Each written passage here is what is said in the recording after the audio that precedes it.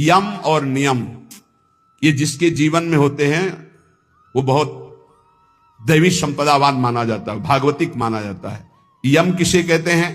ये 10 होते हैं, यम 10 और नियम 10 होते हैं। यम पहला है आनुशंस्यम, अक्रूरता, किसी के प्रति भी क्रूर वचन क्रूर व्यवहार बिल्कुल नहीं होना चाहिए। पहला यम है अक्रूरता, न वाणी में क्रूरता हो, न शरीर में चेष्टाओं में क्रूरता हो, न मन में क्रूरता हो, अक्रूरता। दूसरा है क्षमा, सबसे बड़ा बल है क्षमा। कोई कितना भी कैसा भी व्यवहार करे, क्षमा बल से उसे जीत लेना चाहिए। तीसरा है सत्य, सत्य के समान कोई दान नहीं, कोई पवित्रता नहीं, कोई बड़ा अनुष्ठान नहीं। वाणी से सत्य बोलने का नियम बना ले।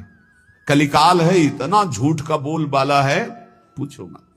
झूठ ही झूठ, औरों से तो और जाने तो गुरु जी से झूठ। कई बार कहा है कि एक घर तो छोड़ दो गुरुदेव का, कम से कम उनके सामने तो सत्य बोलो, एक क्षण में उनसे भी झूठ। और जबकि पता है कि उनको पता हो जाएगा फिर भी झूठ बोल देना। अरे भाई, फांसी थोड़ी लग जाएगी, डांट लग जाएगी, गुस्सा हो जाएंगे, पर हम सत्य बोल देंगे तो हमारा अपराध क्षमा हो जाएगा। सत्य एक जगह तो नियम ले लो तो सब जगह धीरे धीरे फिर भाव मानी संख्या से सवाल हल हो जाएगा। एक जगह सत्य बोलना शुरू कर दो। वाणी में सत्य बोलना ये यम का नियम, अक्रूरता, क्षमा और सत्य। हमारा जब वाणी में सत्य होगा तो आचरण भी सद आचरण होंगे, फिर हमारा विचार भी सद विचार होगा और संग भी सदसंग होगा। यम अगला सत्य के बाद अहिंसा, किसी की भी हिंसा न करना, न मन से, न वचन से, न कर्म से। सत्यम, अहिंसा और दान। सुधन धन्य प्रथम गतिया की दान। बस दान का तात्पर्य इतना ही समझ लो, अहंकार रहित त्वदीयम वस्तु गोविंदम तुभ्यमेव समर्पये। हे प्रभु, आपके द्वारा दी हुई वस्तु तो ये परिवार से थोड़ा, हमारे परिवार भर के लिए इतना प्रयोग हो गया, 10 रुपया बढ़े, बस ऐसा। ये हमने कहीं नहीं सुना। गरीब आदमी अगर एक बछिया दान करता है तो एक राजा 1 करोड़ गाय दान करे स्वर्णिम आभूषणों से अलंकृत करके, तो उस गरीब आदमी की बछिया के बराबर नहीं होगा। ध्यान रखना, जो गरीब होकर के दान करता है उसका विशेष महत्व होता है।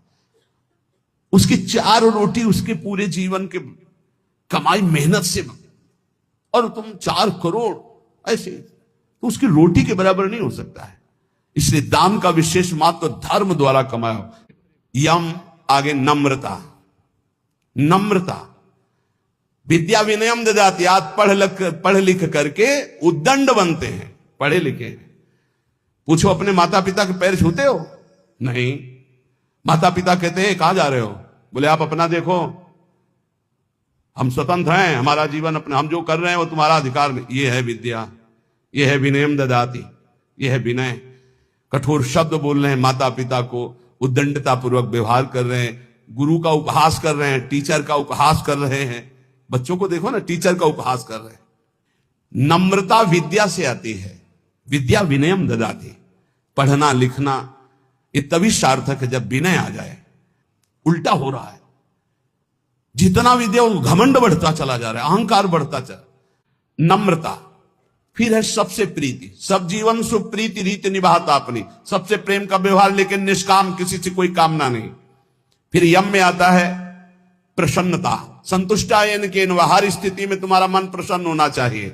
फिर मधुर वाणी, जब बोलो हंसी बोले बहु मांग दे, परुख वचन का बहु न कहाए। और कोमलता, हृदय बड़ा कोमल होना चाहिए। ये 10 लक्षण यम कहलाते हैं। कहा जाता है ना, यम नियमों का पालन करने से ही भगवत प्राप्ति होती है। तो अक्रूरता, क्षमा, सत्य, अहिंसा, दान, नम्रता, प्रीति, प्रसन्नता, मधुरवाणी, कोमलता, ये 10 यम हैं और ये 10 नियम हैं। शरीर की पवित्रता, वस्त्र की पवित्रता और मन की पवित्रता, तीनों पवित्र होने चाहिए। दूसरा नियम में है यज्ञ। तो यज्ञानाम जप यज्ञोस्मि, सबसे बड़ी यज्ञ है जप यज्ञ। राधा राधा राधा, नियम ले लो जप यज्ञ का। नियम में तीसरा है तप, अपने धर्म का पालन करते हुए जो आपको कष्ट मिलता है उसको सहना तपस्या कहते हैं। जैसे आप प्रातःकालीन बेला में प्रातःकालीन क्या, अर्धरात्रि वेला में जगते हैं। प्रातःकाल तो 4 बजे से होता है, यहां तो अखंड कीर्तन ही चलता रहता है। पर रोड में हम जब 2 सवा 2 बजे उतरते हैं तो 10-20 हजार लोग खड़े होते हैं और सब साधक जन सेवा में रहते हैं। तो इसका मतलब 1 बजे जगे होंगे, तब तो वहां सेवा में पहुंचे। और वो लोग तो हो सकता है कोई 12 बजे से खड़ा हो, कोई 11 बजे से, कोई 1 बजे से। अब जो नींद नहीं लिया, जो कष्ट से, इसे तपस्या के, इससे पाप क्षीण होते हैं, इससे बहुत लाभ प्राप्त होता है।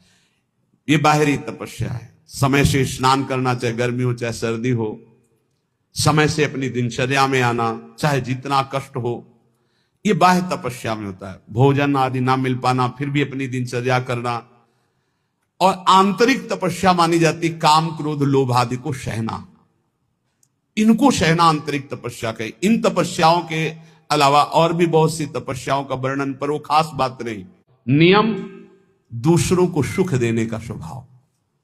आओ बैठो बैठो, मृदु भाषण। आप जल पिएंगे? अच्छा, श्री जी का कुछ भोग लगा, आप थोड़ा प्रसाद पा लीजिए। मृदु व्यवहार, सरल व्यवहार।